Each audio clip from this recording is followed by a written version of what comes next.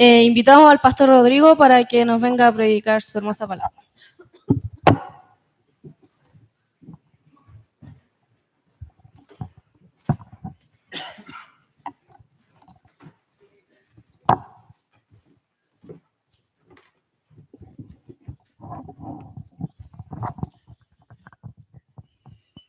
Perfecto. Mientras ustedes abren sus Biblias en Nehemías 8 y 9, yo voy a tomar agua.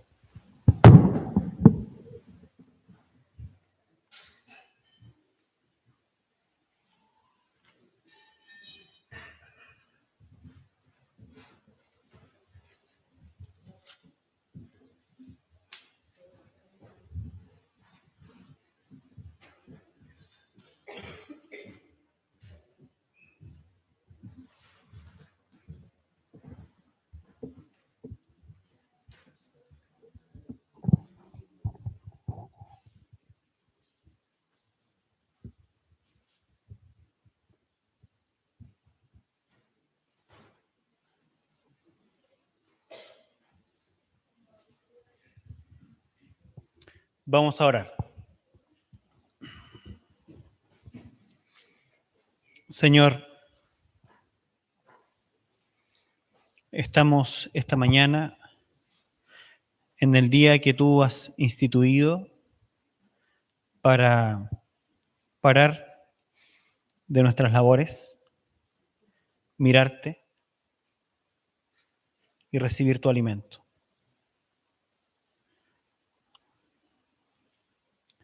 Tú vivificas a tu pueblo por medio de tu palabra.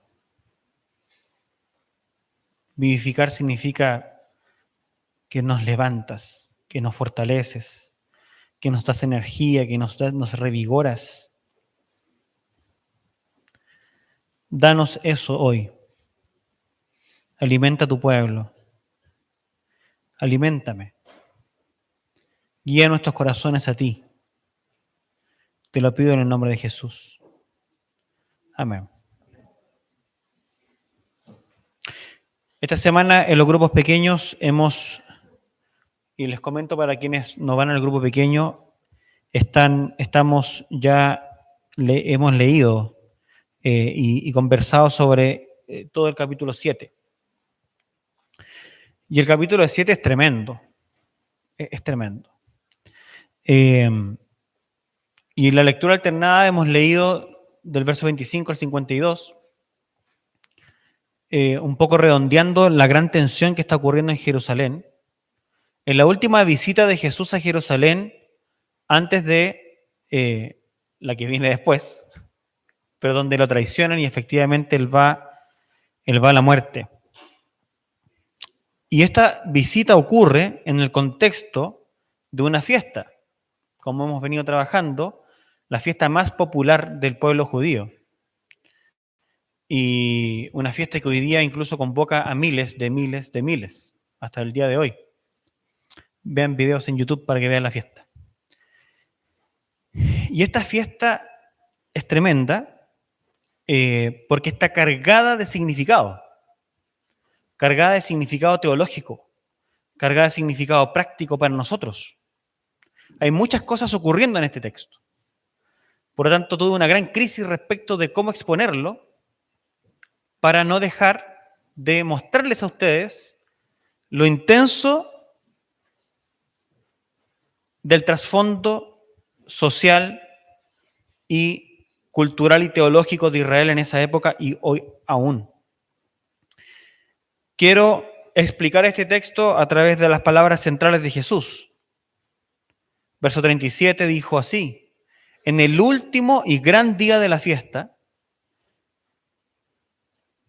duraba 7 días, incluso 8, donde el primer y el último día eran días de reposo, eran días de descanso, eran días de parar y contemplar. Y los días intermedios eran días de sacrificio. El pueblo sacrificaba becerros, sacrificaba animales en una señal de gratitud a Dios por lo que Él venía haciendo. Ya vamos a entrar allí. Había pasado todo eso, ya estaban en el último día de la fiesta, y el texto dice que el último y gran día de la fiesta. O sea, Juan está reconociendo que dentro de esa festividad, el último día era tremendamente importante para todos los que están viviendo ese momento. En ese momento Jesús se pone de pie y alzó la voz, diciendo, si alguno tiene sed, quiero que se imaginen toda la gente, y ya les voy a contextualizar mejor esto, pero quiero que se imaginen las miles de personas que están allí, fuera del templo. Jesús sube a alguna parte, llamando la atención para él mismo, y dice, si alguno tiene sed, venga a mí y beba.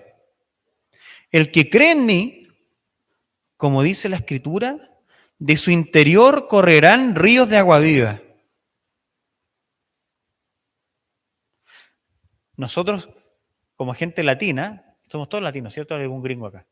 ¿Ah? Nosotros como gente latina percibimos en el texto que hay harta emoción, hay harta tensión en este texto, pero no somos capaces de entender por qué. Suena súper bien, me dan ganas de decir, yo estoy acá adentro, yo me anoto a esto, pero la verdad es que si solamente leo lo que está acá, no entiendo bien qué se está ofertando, digamos. ¿Por qué tiene tanto valor el hecho? ¿Por qué está preponderante? ¿Por qué Jesús se para y dice eso? Y no es tan simple de reconocer en la Escritura. Y quiero primeramente explicarlo. Quiero explicar qué pasa acá en el fondo. Y luego de explicarlo, quiero hacerles algunas invitaciones. ¿Ok? La fiesta de los tabernáculos fue instituida en el desierto, fue instituida por Moisés y está descrita en los libros del Deuteronomio, del Levítico. Una fiesta, como les digo, que duraba 7 días. Una fiesta en donde se sacrificaban animales. Una fiesta en donde el pueblo se alegraba en Dios. Donde el pueblo se reunía y se alegraba en Dios. ¿Haciendo qué cosa? Esta era una fiesta que se celebraba principalmente en la tierra prometida, la tierra que ellos habían poseído luego de peregrinar por el desierto y haber sido libertados de la cautividad en Egipto. Y el pueblo, cuando ya se vio instalado, porque Dios estaba previendo algo, en primer lugar, que el pueblo cuando se instalara en la tierra prometida iba a estar demasiado tranquilo y le iba a ir demasiado bien. Iban a gozar de demasiada protección y seguridad. Iban a tener sus casas, iban a tener sus familias, iban a tener sus huertos, pero la finalidad de la tierra prometida no era simplemente para traer al pueblo a un estado de regocijo y de tranquilidad por sí mismos, sino que lo que Dios estaba haciendo era trayendo un pueblo para cultivarlo para Él, para que se relacionara con Él, para que Él fuera su Dios y ellos su pueblo. Esa era la promesa que Dios le había dado a Abraham allá en el Génesis. Eso es lo que estaba por detrás. Pero para que eso ocurriera, el pueblo tenía que cultivar una memoria correcta para que pudieran entender las bendiciones que ellos estaban viviendo en esa tierra, en primer lugar. ¿Por qué? Porque ellos habían sido liberados de una cautividad. Ellos habían sido liberados de vivir bajo la presión del faraón. Ellos habían sido liberados de vivir en una situación de vida en donde no podían disponer de su vida, no podían disponer de sus bienes, no podían disponer de nada. Pero mientras Dios los sacaba de ese estado de cautividad y los llevaba a un estado de plenitud, de una plenitud material que era una antesala para algo espiritual que más adelante vamos a explicar, ellos por entre medio de todo eso tenían que peregrinar en el desierto. Y cuando peregrinaron en el desierto, ellos peregrinaron, ustedes saben, 40 años en el desierto, ellos peregrinaron en una situación en donde había sequedad, en donde había una situación de incomodidad, donde había fragilidad. Ellos sentían la fragilidad de estar en el desierto. Ellos seguramente vivieron de forma incómoda, peregrinando allí, viviendo en tiendas. Ellos estaban en ese tiempo de peregrinación con amenazas externas. Habían pueblos que querían hacerle la guerra a ellos, y varias guerras nosotros vemos narradas en el libro del Pentateuco. Todo eso estaba ocurriendo ahí, mientras estaban durante el desierto. Entonces la fiesta de los tabernáculos, por una parte, lo que buscaba hacer era que el pueblo recordara de dónde venía y la forma en que vivieron antes de que obtuvieran sus casas propias, antes que obtuvieran sus autos, antes que obtuvieran sus trabajos estables, antes que sus hijos fueran al colegio tranquilos sin ningún temor de que algo les fuera a pasar. Quería que se acordaran. Entonces, una vez por año y por 7 días, los judíos debían armar tiendas. Debían armar unas especies de carpas. Hoy día lo que los judíos hacen es que en sus terrazas colocan y generan una estructura más endeble que su propio hogar, que es más sólido, y ellos se habitan allí por 7 días, para recordarse a sí mismos, para instruirse en el corazón de dónde ellos vienen y de dónde los sacó el Señor. Y mientras recuerdan eso y viven en la tienda, ellos ofrecen sacrificios y alabanzas a Dios, adorándolo, festejando y alegrándose por todo lo que Dios había hecho. Pero la fiesta tenía también una perspectiva hacia el futuro, porque no solamente lo que había hecho, sino también lo que Dios iba a hacer. Y aquí es donde la carga teológica empieza a tomar sentido. ¿Por qué? Porque cuando tú lees el Pentateuco, encuentras las instrucciones claramente respecto de los 7 días que había que guardarse. Encuentras instrucciones específicas respecto del reposo que había que realizar en el primer día de la fiesta y en el último día de la fiesta. Queda muy claro el tema de los sacrificios, de la alabanza, del regocijo en Dios, de las tiendas, incluso de las palmeras que ellos tenían que, los ramos que tenían que tener en sus manos cuando los agitaban el último día. Todo eso estaba claramente descrito en el texto de la antigüedad. Pero lo que no estaba descrito en el texto era cualquier alusión a la idea de derramar agua. La idea del agua es una idea que no está propiamente en el Pentateuco. Es una idea que se tomó forma posteriormente en el pueblo de Israel. Y la gran pregunta teológica al abordar este texto es ¿cuándo ocurrió esto? ¿En qué circunstancias ocurrió esto? Cuando nosotros miramos el Antiguo Testamento y vemos algunas palabras de Jesús en el libro de Juan, encontramos claras alusiones al agua en partes pasadas. Es más, Jesús le dice a Nicodemo en cierta parte, el que no nace del agua y del Espíritu no puede ver el reino de Dios. Hay alguna alusión al agua, pero lo que está haciendo Juan ahí y Jesús está citando Ezequiel capítulo 37 y ese texto en particular no ofrece luz respecto de lo que está pasando en la fiesta de los tabernáculos. Entonces la pregunta es, ¿qué es lo que está pasando acá? Y tenemos que retroceder en la historia. Y tenemos que empezar a armar el cuadro para que todos nosotros podamos ver delante de nuestro lo que Dios está armando en la historia.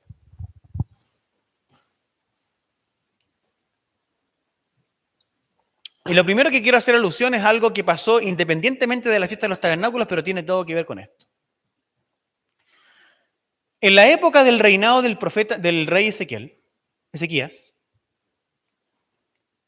fue sitiado y tenía un gran conflicto con Senaquerib. Senaquerib, rey de Asiria. Y en esa época, Jerusalén, que ya tenía sus muros, ¿ok?, tenía una fuente de agua. Y la fuente de agua estaba fuera de la ciudad. Estaba en un lugar alto. Y todas las personas iban a buscar agua a ese lugar alto, fuera de la ciudad. Pero cuando los conflictos empezaron a ocurrir, el pensamiento del rey fue el siguiente. ¿Cómo vamos a permitir que cuando nos invadan, estos tipos que nos van a sitiar, tengan agua y gratis? Entonces lo que mandó a hacer el rey en esa época, mandó a tapar las fuentes de agua. La fuente de arriba que se llamaba. Y la taparon. La gran pregunta que nos resta es, bueno, ¿y ahora dónde el pueblo bebe el agua? ¿Cierto? Entonces lo que hizo el rey fue construir un dique subterráneo desde la fuente de la cisterna donde ellos bebían, hizo un dique subterráneo que lo llevó al centro de la ciudad. Y esa fuente interior, que se llamó y fue cambiando de nombre en la época, primero era la fuente de abajo, la llamaron así, la fuente de abajo. La fuente del rey también tuvo ese nombre en tiempos de Nehemías. Es lo que después pasamos a conocer como la fuente de Siloé. La fuente de Siloé. Y de la fuente de Siloé fluía un agua desde el interior de la ciudad, a través de estos diques subterráneos que el rey construyera. Tengan ese dato guardado en su memoria. Porque lo que ocurría en la fiesta de los tabernáculos, en el tiempo de Jesús, era que en el último día de la fiesta, el sumo sacerdote tomaba una vasija de oro, al menos dorada, ¿ok? Y iban junto a los demás sacerdotes a la fuente de Siloé y sacaban agua desde allí. Y esa agua la transportaban en una peregrinación hasta el templo para ofrecerla como libación y la derramaban en el altar. Luego de darle varios giros. Vamos a retomar esa historia. Mientras tanto, la historia del pueblo de Israel tuvo sus acontecimientos. Hagamos una síntesis cortita solamente para que las personas que se están recién familiarizando con la Biblia puedan tener una secuencia histórica en la mente. El pueblo de Israel sale de Egipto, ¿cierto? Peregrina por el desierto, posee la tierra, establecen sus moradas, se reparten la tierra entre todos. Viene un periodo denominado como el periodo de los jueces, en donde cada uno hacía lo que bien le parecía.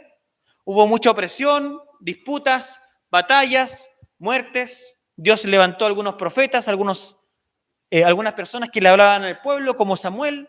Luego vino la época de los reyes de Israel, donde está el bien conocido David. Luego otros reyes. Durante esa época, los reyes no hicieron lo bueno delante del Señor. Los pueblos se tendieron a lo malo. El propio Israel se dividió en una especie como de guerra civil propia interna y se hicieron dos reinos dentro del propio Israel, el del norte y el del sur, Israel y Judá, con capitales distintas, y luego vino una época de deportación. Y en la época de deportación, que esas épocas están entre el 700 y el 500 antes de Cristo aproximadamente, ocurren varios eventos ahí complejos, ¿ok? En esas épocas, todo lo que había se arrasó.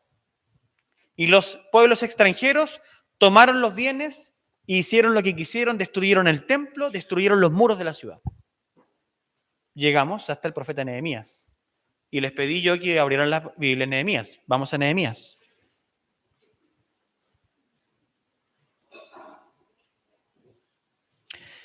Nehemías 8.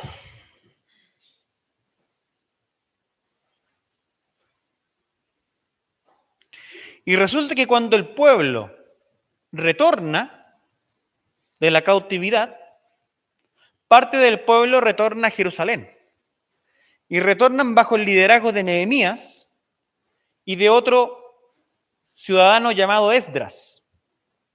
Y cuando retornan a la ciudad estaba devastada, obviamente, los muros estaban abajo, estaba todo abajo. Y el pueblo, y junto a él y su liderazgo, se proponen reconstruir. Ya han pasado varios meses, se están reconstruyendo, y en esa situación, capítulo 8, verso 1, se juntó todo el pueblo como un solo hombre en la plaza que está delante de la puerta de las aguas. Y dijeron a Esdras, escriba, que trajese el libro de la ley de Moisés, la cual Jehová había dado a Israel. En esa refundación nacional, porque eso es lo que está ocurriendo acá, una refundación nacional. En esta refundación nacional se escribe el libro de Crónicas. El libro de Reyes ya había sido escrito. Y el libro de Reyes había sido escrito para mostrarle al pueblo en la cautividad qué razones los habían llevado al cautiverio. Pero el libro de Crónicas se está escribiendo ahora para explicarles al pueblo cómo ellos deben hacerlo para no volver a caer en la cautividad. Son énfasis distintos, son las mismas historias con propósitos distintos. Están aquí ahora y ellos están reconstituyendo la identidad nacional. Y para reconstituir la identidad nacional, ¿qué es lo que hacen? Leen la ley. Leen la ley para que ellos entiendan quiénes son, de dónde vienen, cuál es la voluntad de Dios con ellos. Es lo que nosotros estamos haciendo aquí hoy. Cada domingo, cuando venimos y escuchamos la palabra de Dios, estamos delante de Él y su palabra preguntándole a Dios, ¿quién soy? ¿De dónde vengo? ¿A dónde voy? Entonces Esdras y Nehemías se paraban delante del pueblo a leerles la ley para que ellos entendieran su identidad. Eso es lo que está ocurriendo acá. Y dice el verso 2, que el sacerdote Esdras trajo la ley delante de la congregación, así de hombres como de mujeres y de todos los que podían entender, el primer día del 7º mes. Voy a leer ahora el verso 3. Y leyó en el libro delante de la plaza que está delante de la puerta de las aguas, desde el alba hasta el mediodía. Harto rato. 6 horas. Pueden ser fácilmente. en presencia de hombres y mujeres y de todos los que podían entender. Y los oídos de todo el pueblo estaban atentos al libro de la ley. Y el escriba Esdras estaba sobre un púlpito de madera. Miren cómo nuestras prácticas modernas toman sentido en el pasado. Estaba en un púlpito de madera que había sido hecho para ello, y junto a él estaban ciertas personas: Matatías, Semá, Anías, Urías, Hilcías y Maasías, y a su mano derecha y a su mano izquierda varias personas. Abrió 5, pues Esdras, el libro a ojos del pueblo, de todo el pueblo, porque estaba más alto que todo el pueblo. Y cuando lo abrió, todo el pueblo estuvo atento. Se lee la ley. ¿Qué pasa como fruto de la lectura de la ley? ¿Saben lo que ellos descubren en el libro de la ley? Descubren que Dios los había llamado a celebrar la fiesta de los tabernáculos. Dentro de todas las cosas que ellos leen en la ley, se dan cuenta que había una ordenanza y que ellos debían celebrar la fiesta de los tabernáculos. Fíjate todo el énfasis. Podría decir cualquier cosa, pero lo que está diciendo es que se dan cuenta que hay que celebrar la fiesta de los tabernáculos. Saltémonos al verso 13.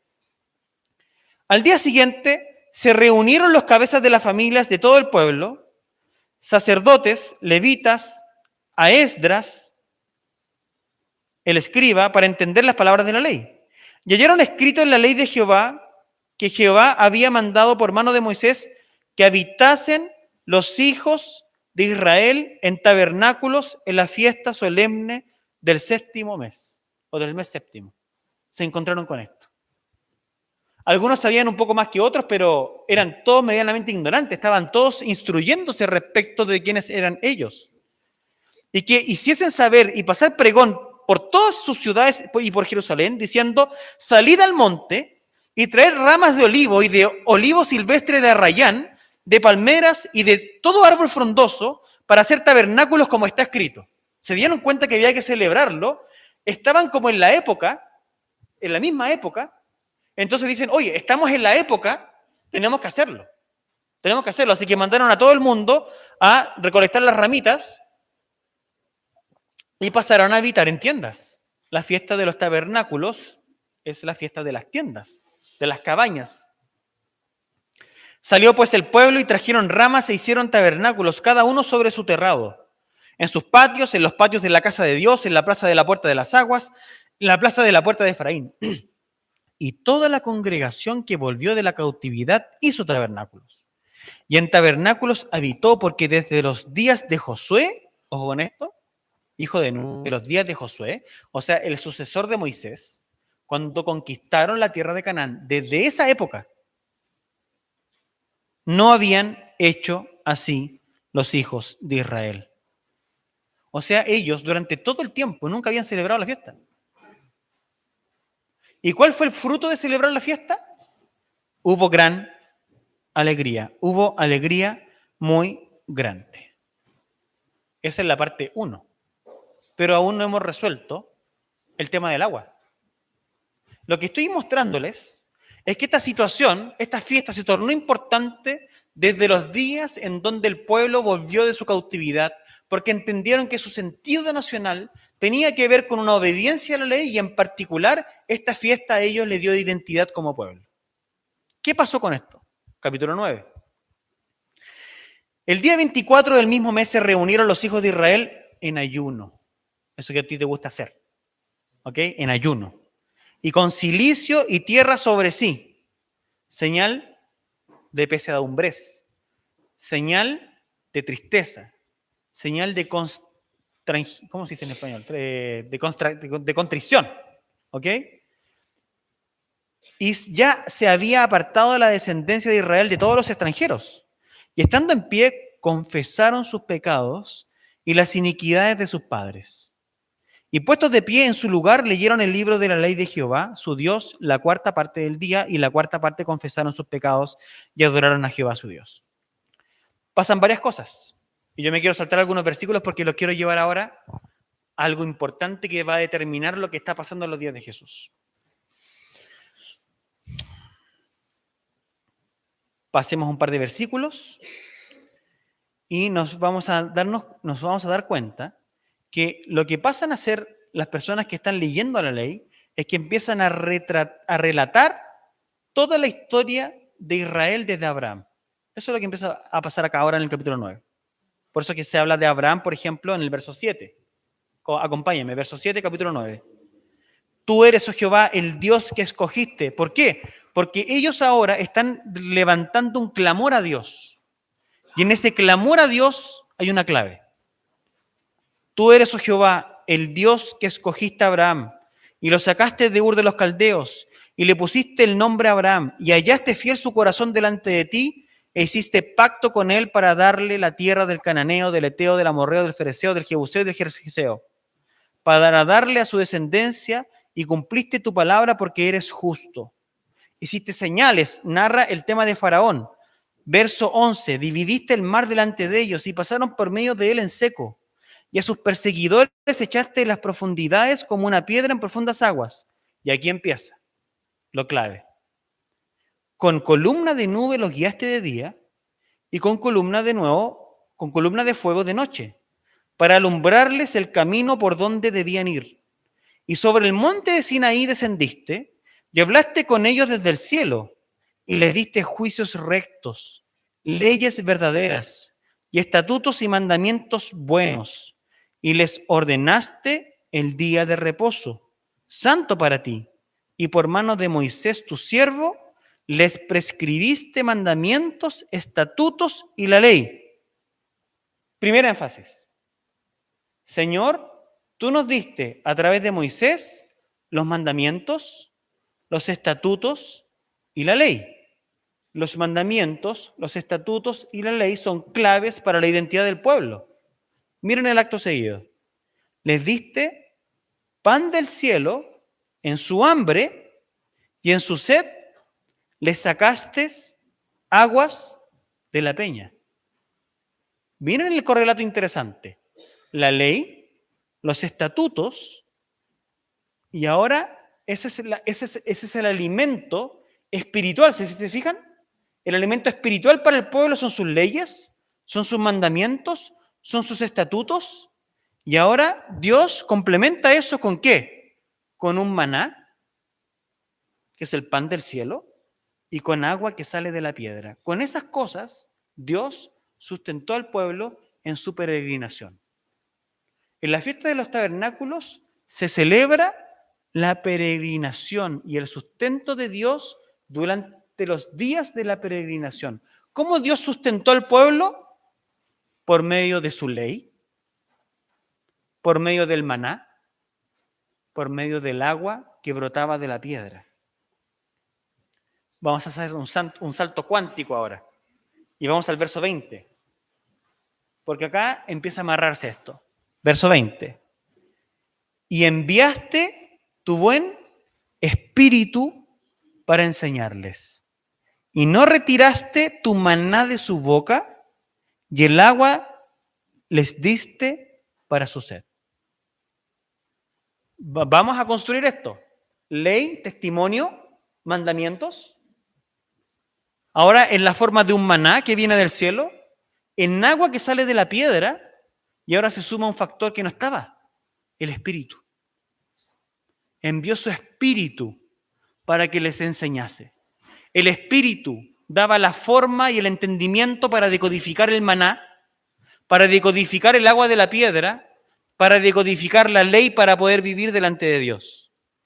En el intertanto del salto cuántico que nos dimos, el pueblo había desobedecido. Y lo que está diciendo acá el autor en su oración es que Dios mantuvo su fidelidad y con su espíritu también no retiró el maná y el agua que les dio para la sed. En ese momento de la historia de Israel, el agua empieza a tomar un sentido importante. Y en los pueblos de alrededor, y era una parte de la ley también, la ofrenda de libación era una ofrenda que se daba en las culturas, en varias culturas. Una ofrenda de libación es cuando tú tomas un líquido y lo derramas en la presencia del Dios. Las personas y los pueblos que practicaban estas costumbres lo hacían para simbolizar su propio derramamiento delante del Dios a quien adoraban. Entonces lo que ellos hacen en esta fiesta, y desde aquí toma su origen, desde aquí empieza a tomar la forma, es que el sacerdote toma el agua y lo derrama delante del altar. Miren qué interesante. el agua lo derrama delante del altar. Desde el altar es el núcleo a través del cual la vida social de Israel en Jerusalén se daba. Y desde el altar ahora se está derramando el agua. La pregunta queda, ¿esa agua nos representa a nosotros? ¿Representa nuestro derramamiento? ¿Representa el derramamiento de algún otro? Lo que vamos a encontrar entonces es que representa ambas cosas. Representa tanto el derramamiento del propio pueblo como también una señal subyacente que se está creando acá de una perspectiva futura de lo que Dios va a hacer.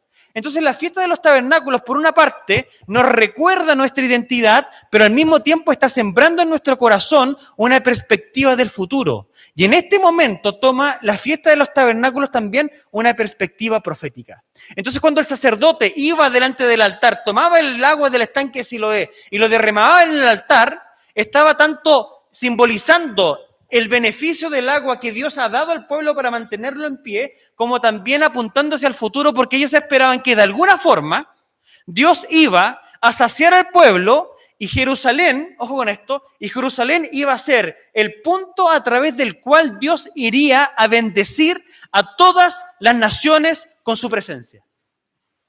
Y en el Antiguo Testamento el agua empieza a tomar la forma del Espíritu. Y si nosotros leemos el profeta Ezequiel, vamos a encontrar figuras en donde el agua está presente, porque el agua sería derramada por Dios para poder darle a los pueblos y a las naciones una renovación espiritual para poder verlo a Él. Eso está en el profeta Ezequiel. Pero también en otros profetas encontramos alusiones a que en la fiesta de los tabernáculos, como en el profeta Zacarías, por ejemplo, Dios iba a traer lluvia. El agua iba a ser derramada sobre el pueblo. ¿Para qué? Para bendecir las cosechas. Y en el último día de la fiesta, cuando se estaban terminando las peregrinaciones, recuerden que los sacerdotes, el sumo sacerdote tomaba el agua del estanque de Siloé, y aquí empieza toda una encenación maravillosa, porque ellos empiezan a peregrinar por la ciudad, los demás sacerdotes están alrededor, van entrando al lugar del templo, el lugar está lleno, ¿y saben lo que hacía el pueblo en esa época? Y todavía, cantan los salmos. Cantan los salmos. Desde el capítulo, déjeme aquí que lo anoté, desde el capítulo 113 al 118. A eso le llaman Jalel. Y todo el pueblo canta el Jalel, Salmo 113 al 118. Los sacerdotes van peregrinando con el agua. Todo el pueblo va cantando los salmos. Cuando los sacerdotes ya están llegando al lugar y empiezan a rodear el altar, el Salmo 118 a esas alturas del partido ya se está cantando. Imaginémonos la escena. Vamos por favor al Salmo 118. Todo esto está ocurriendo detrás de las palabras de Jesús. Salmo 118. El Salmo 118 tiene una forma bastante interesante y especial, porque si ustedes se fijan, es un responsorial. Voy a leer solamente los primeros versículos porque quiero que ustedes se imaginen, se pongan los zapatos del pueblo. Alabad a Jehová porque Él es bueno, porque para siempre es su misericordia. Diga ahora Israel que para siempre es su misericordia. El pueblo decía, para siempre es su misericordia. Diga ahora la casa de Aarón que para siempre es su misericordia. Para siempre es su misericordia. Miles de personas. Para siempre es su misericordia. Digan ahora los que temen a Jehová que para siempre es su misericordia. Para siempre es su misericordia. Y estaba toda la gente reunida, estaba el gran momento de la expectación. El sacerdote estaba con el agua en la mano. Y terminan de cantar el Salmo 18, y en ese momento los sacerdotes rodean el altar, se toca un instrumento que se llama sofá, creo que es sopá, no sé cómo es la pronunciación correcta del instrumento, pero es ese cuerno, ¿lo han escuchado? Que da un sonido como de lamento. Tocan el cuerno, ¿cierto? Los sacerdotes rodean el altar y en ese momento, cuando terminan de leer el Salmo 118, todo el pueblo exclama al unísono, den gracias al Señor. 3 veces. Todo el pueblo, den gracias al Señor. Den gracias al Señor. Den gracias al Señor. Y en ese momento el agua es vertida como un sacrificio, como una ofrenda en el altar. está cargado de simbolismo. Y por eso que el pueblo esperaba que a través de Jerusalén hubiera una bendición espiritual para todos. Emocionante. Dice la Misná, que es la tradición oral de los judíos, que quien no ha participado de la fiesta no ha experimentado lo que es la verdadera alegría. Son cachetones los... ¿Ah? Pero para explicar más o menos la intensidad de lo que están viviendo. Ahora, ¿cuál es el punto? Todo esto es sorprendente. Todo esto todavía ocurre. Pero lo interesante es que todo el pueblo de Israel lo celebraba, pero no lo entendían. O sea, lo entendían, pero no lo entendían. Entendían de dónde venían, entendían que Dios estaba haciendo algo, pero no entendían qué es esto, cómo esto se construye. Y quiero darme otro salto cuántico para volver acá. Vayan a Apocalipsis capítulo 22. Ahora voy a mostrarles el final y luego hacemos un recorrido para atrás.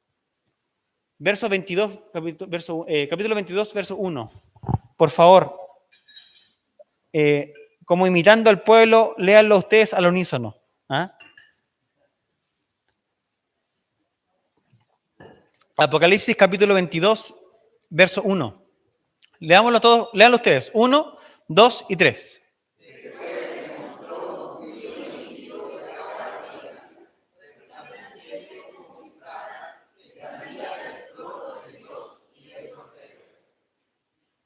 Si ustedes leen el comienzo del verso 2, se van a dar cuenta que ese río que surge del trono de Dios está ¿dónde? ¿Dentro de dónde?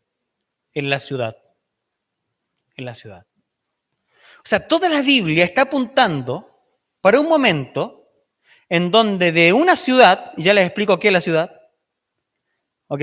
Pero a un momento en donde de una ciudad, que es Jerusalén, porque es la Jerusalén que desciende del cielo, del trono de Dios se va a cumplir la profecía del sumo sacerdote encarnada en la encenación de rociar el agua en el altar.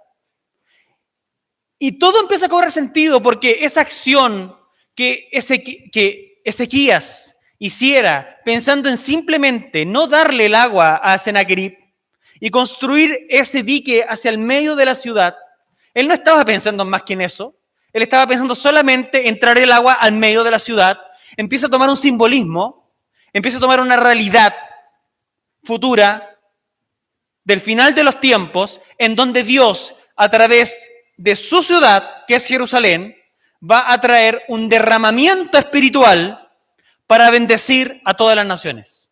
Eso está allá, Apocalipsis. Ahora, ¿cómo es esto? ¿Qué significa esto? Vamos a Juan.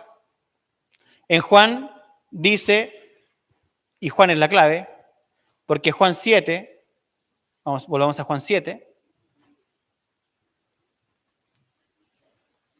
Juan nos dice que cuando Jesús se levanta el último día de la gran fiesta y nos dice, si alguno tiene sed, venga a mí, beba, y el que cree en mí, como dice la Escritura, de su interior correrán ríos de agua viva, dice Juan que esto lo dijo respecto de ¿quién? Esto dijo respecto del Espíritu que habían de recibir los que creyesen en Él. Pues aún no había venido el Espíritu Santo, porque Jesús no había sido aún glorificado. La ley dada en el Éxodo antecedió al maná y al agua que salieron y que alimentaron al pueblo.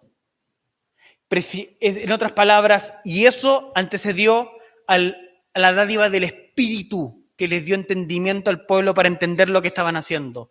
Jesucristo es la antesala, Jesucristo es la vía, es como él diría, es el camino, la verdad y la vida. ¿Para qué? Para toda la realidad de Dios que está contenida y que se nos quiere dar. Y esa realidad de Dios es derramada en Cristo a nosotros, y eso significa encontrarnos con el Espíritu Santo y que el Espíritu Santo tome posesión de nosotros y nos guíe en nuestra vida y nos renueve en nuestra vida y en nuestro peregrinaje. ¿Para dónde? Para la ciudad que Dios está construyendo. Pero nos faltan pedazos en esta historia, porque la pregunta sigue presente. ¿Quién es la ciudad de Jerusalén? Y si ustedes van a Apocalipsis, capítulos anteriores, Apocalipsis va a decir lo siguiente, que la Jerusalén celestial desciende del cielo. Y la Jerusalén celestial que desciende del cielo no es una ciudad hecha de manos de hombres. No es una ciudad física, no es una ciudad que tú puedas palpar. Se está refiriendo al propio pueblo de Dios. La ciudad de Jerusalén, que está prefigurada en una ciudad geográfica, es la iglesia de Dios. Es su pueblo. Es su pueblo. Lo que Dios está prometiendo acá, y lo que Dios está haciendo en realidad, está cumpliendo una promesa, perdonen, no prometiendo, sino que cumpliendo una promesa. La promesa dada a Abraham, de que nosotros vamos a ser su pueblo y Él va a ser nuestro Dios. El gran propósito de Dios no es generar un lugar geográfico en donde Él pueda habitar. El gran propósito de Dios es generar un pueblo renovado en el cual Él pueda habitar. Por eso que el Nuevo Testamento va a decir que nosotros, los creyentes, somos el templo de Dios, somos su ciudad. Porque el propósito de Dios es morar en nosotros. Es por eso que Jesús se levanta el último día de la fiesta y dice, todo aquel que tenga sed, venga. Si alguno tiene sed, venga. Venga a mí y beba. ¿Por qué? Porque la gran consumación de la fiesta de los tabernáculos, el gran cumplimiento de la profecía, es que Dios ha de renovar toda la creación, todo el cosmos, todo lo que viene ocurriendo a través de la historia, a través de la renovación de su iglesia. Y una renovación que se da a través del poder del Espíritu Santo. Todo está aquí en la Escritura. Yo sé que hay partes de lo que estoy diciendo que no todo el mundo puede entender bien. Por eso vaya a la escuela dominical. ¿Ok? Ahí pasa el aviso. Pero en el fondo creo que espiritualmente ustedes me entienden lo que estoy diciendo. Nosotros los seres humanos somos gente sedienta. Somos gente que busca un destino. Somos personas que necesitamos orientación. Somos como tiendas frágiles en este mundo. Y es interesante porque la fiesta de los tabernáculos lo que esconde es que nosotros habitamos en esta tienda que es frágil, que somos nosotros mismos, y lo que nos mantiene en pie, habitando en esta tienda, y lo que nos mantiene en pie en esta peregrinación, es una perspectiva que es robusta. La perspectiva robusta del futuro nos mantiene en pie hoy mientras nuestra caparazón se va desvaneciendo. Y esa perspectiva robusta del futuro es que Dios en un momento determinado de la historia va a renovarlo todo, partiendo por su pueblo. Dice el apóstol Pablo que los muertos en Cristo resucitarán primero. Dios lo va a renovar todo, todo. Esta es una morada que no es permanente, es circunstancial, es temporal. Y Dios ha de renovarla completamente. ¿Por medio de quién? Por medio de su Espíritu. De su Espíritu, pero ellos no comprendían completamente porque el Espíritu Santo aún no les había dado, pero Jesús le estaba mostrando el camino era Él, el camino era Él. ¿Qué pasa en el texto? En el texto hay incredulidad, porque todos los principales judíos, los principales de los sacerdotes y los principales de los fariseos tenían dudas respecto y rechazo respecto de la persona de Jesús. ¿Qué pasaba con el pueblo en el contexto? El pueblo está dividido, el pueblo no sabe qué creer de él. ¿Ese es el Cristo? ¿Ese es el profeta? No pueden entender. Hay simbolismos en la ciudad. Todo el mundo se está alegrando, todo el mundo está encenando, está haciendo una encenación de lo que es la alegría verdadera, pero realmente no la han disfrutado. Ellos adoran a un Dios, ellos hacen festividades delante de un Dios, ellos hacen una peregrinación delante de Dios de forma simbólica, esperando y teniendo fe en lo que Dios va a hacer, pero no lo entienden bien. Y Jesús les dice, para que lo entiendan bien, para que se encuentren correctamente con el verdadero gozo, ¿qué deben hacer? Deben venir a mí los que están sedientos. Todos aquí tenemos expectativas.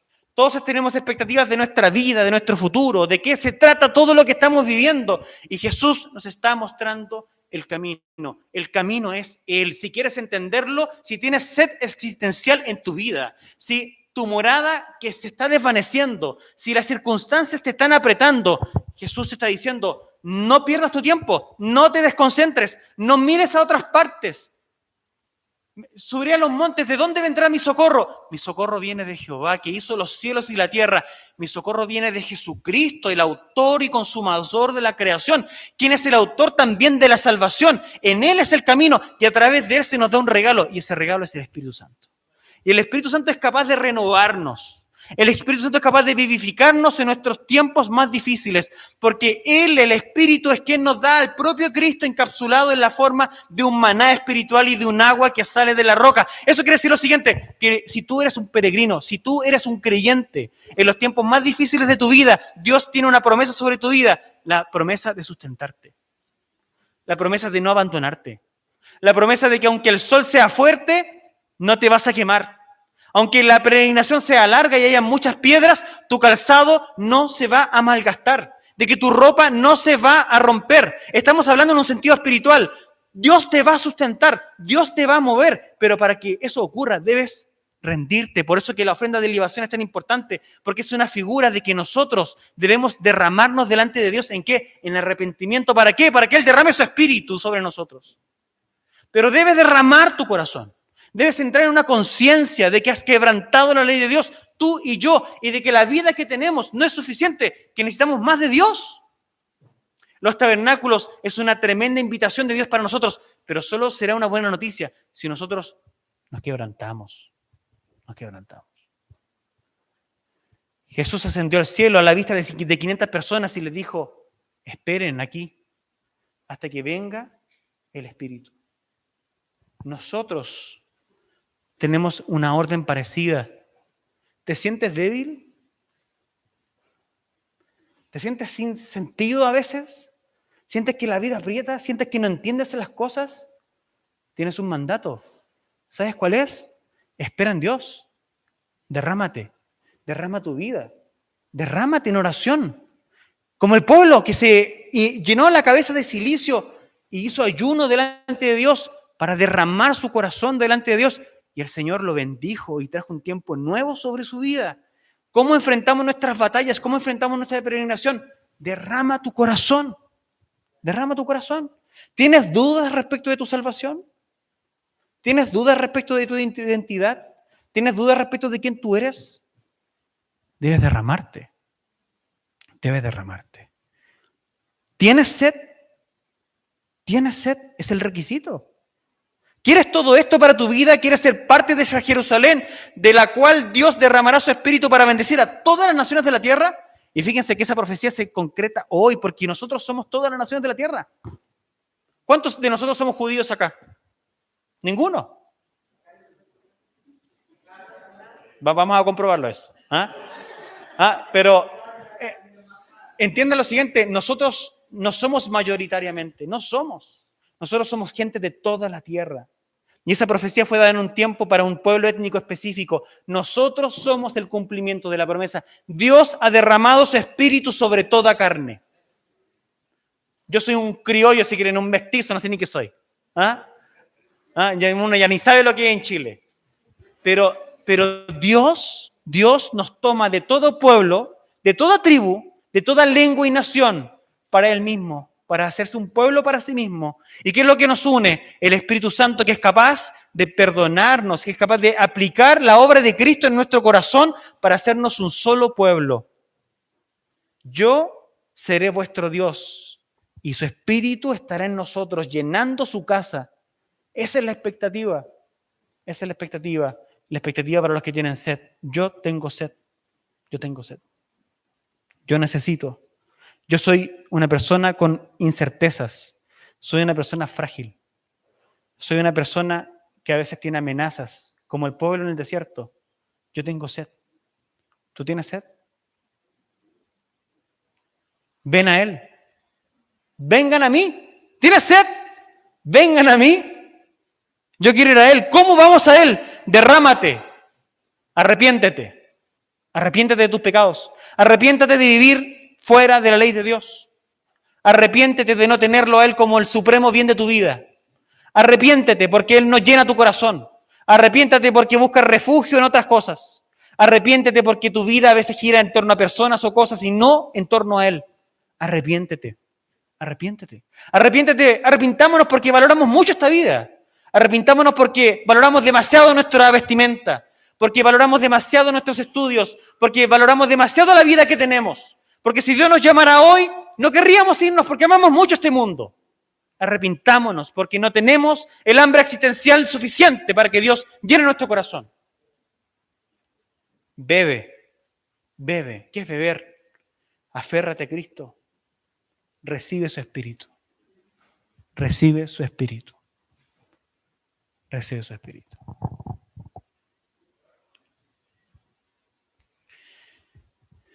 Jesús rechaza a los fariseos. Jesús rechaza a los ancianos. ¿Saben por qué? Porque ellos pensaban que lo entendían todo. Y estaban confundidos y aterrados. Termina el texto diciendo, ¿cuándo Dios ha levantado de Galilea a alguien? Ni siquiera sabían que Jesús no venía ni de Galilea. Y ni siquiera se acordaban que Nahum y Jonás habían nacido en Galilea. Pero ellos preguntan, ¿cuándo Dios ha levantado un profeta de Galilea? Están turbados. Están turbados. Ellos, comentábamos en el grupo pequeño, los líderes buscaban tecnicismos. ¿Saben para qué? Para evitar a Jesús. Y te digo una cosa, las iglesias hoy buscan tecnicismos para no arrodillarse. Las iglesias hoy buscan tecnicismos para no ayunar. Buscan tecnicismos para no derramarse delante de Dios. Inventamos cosas para vivir esta fe, pero sin que nos cueste la negación personal. Y si nosotros nos negamos, iglesia, si tú te niegas a ti mismo, Dios va a derramar el poder de su Espíritu sobre ti. Y yo quiero ver el poder del Espíritu. Por eso esta mañana vamos a pedirle a Dios que nos llene. Tenemos ahora la Santa Cena. Quiero invitarles a que los niños vengan. ¿Ya? Vamos a participar ahora de la cena. Y vamos a prepararnos para la cena con alguna alabanza. ¿Tienen alguna alabanza? Amén. Sí, Señor. Amén. Vamos a cantar. Vamos a cantar una alabanza y los voy a invitar a que oremos a Dios y le busquemos. Y participemos ahora de la cena juntos. Porque la cena es la materialización es una materialización objetiva de Cristo como nuestro alimento. Y vamos a ir a Dios y vamos a participar juntos de la cena ahora. Y vamos a clamar a Dios y vamos a alimentarnos de Él.